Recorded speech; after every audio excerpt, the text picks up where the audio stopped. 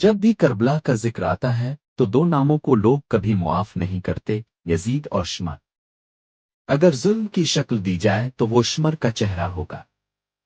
شمر بن زن الجوشن تاریخ اسلام کا وہ سیاہ کردار ہے جس نے نواس رسول امام حسین علیہ السلام کے خلاف شمشیر اٹھائے اور معصوم علی اصغر علیہ السلام سے لے کر شیر دل حضرت عباس علیہ السلام تک ہر پاکیزہ وجود کی شہادت میں کردار ادا کیا۔ شمر کا اصل نام شمر بن زن الجوشن الزبابی تھا۔ اس کا تعلق قبیلہ بنی کلاب سے تھا۔ اس کا باپ اوزن الجوشن حضرت علی علیہ السلام کے سخت دشمنوں میں سے تھا، اور خود شمر نے جنگ صفین میں بظاہر حضرت علی علیہ السلام کے لشکر میں شمولیت اختیار کی، مگر دل سے وہ ہمیشہ اہل بیت علیہم السلام کے خلاف تھا۔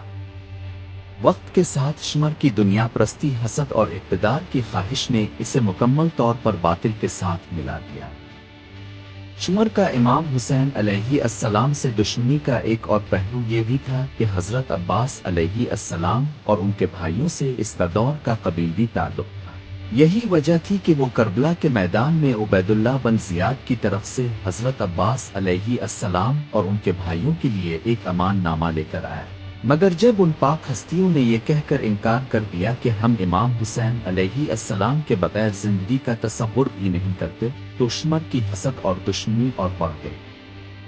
کربلا میں شمر کا کردار صرف سپاہی کا نہیں بلکہ لشکر یزید کا سالار کا تھا۔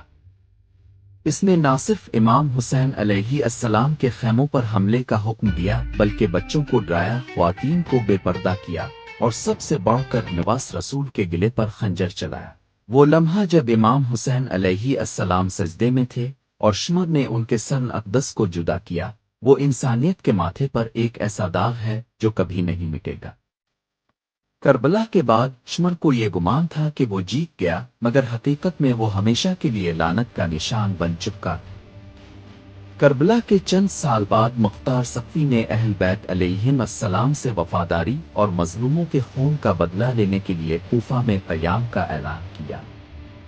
مختار سقفی نے حضرت محمد بن حنفیہ، حضرت علی علیہ السلام کے بیٹے، کی اجازت سے دشمنان حصے کے خلاف ایک تاریخی مہم شروع کی۔ مختار نے اپنے عظیم سپہ سالار ابراہیم ابن مالک اشتر کو میدان میں اتارا، اور پھر ایک دن وہ گھڑی بھی آئی کہ شمر، جو کبھی مرکہ کربلا میں سینہ تان کر چلتا، اب فرات کے کنارے چھپتا پھر رہا تھا۔ جب اسے پکڑا گیا تو اس کے چہرے پر وہ گھمنڈ نہ رہا، اس کے جسم پر لرزہ طاری تھا، موت سے ڈر رہا تھا، روتا رہا، گڑگڑاتا رہا۔ مختار کے سامنے پیش کیا گیا جہاں اس نے رحم کی بھیک مانگی، مگر مختار نے صرف ایک سوال کیا، کیا تا وہی ہے جس نے نواس رسول کو سجدے کی حالت میں شہید کیا؟ شمر نے جواب دیا، میں تو صرف حکم ماننے والا تھا۔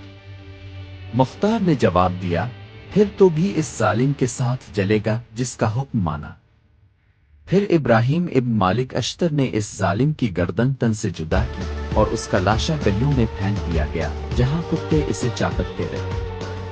تاریخی روایات بتاتی ہیں کہ شمر کی لاش میں کیڑے پڑ گئے تھے، اس کا چہرہ بگڑ گیا تھا، نہ کفن نصیب ہوا نہ دفن کی عزت۔ ابن جوزی اور ابن اسیر جیسے مورخین لکھتے ہیں کہ لوگ اس کے جنازے کے قریب ہی نہیں جاتے تھے۔ وہ شخص جو میدان کربلا میں اپنے آپ کو سالار سمجھتا تھا، ذلت اور رسوائی کی سب سے پستی میں دفن ہوا۔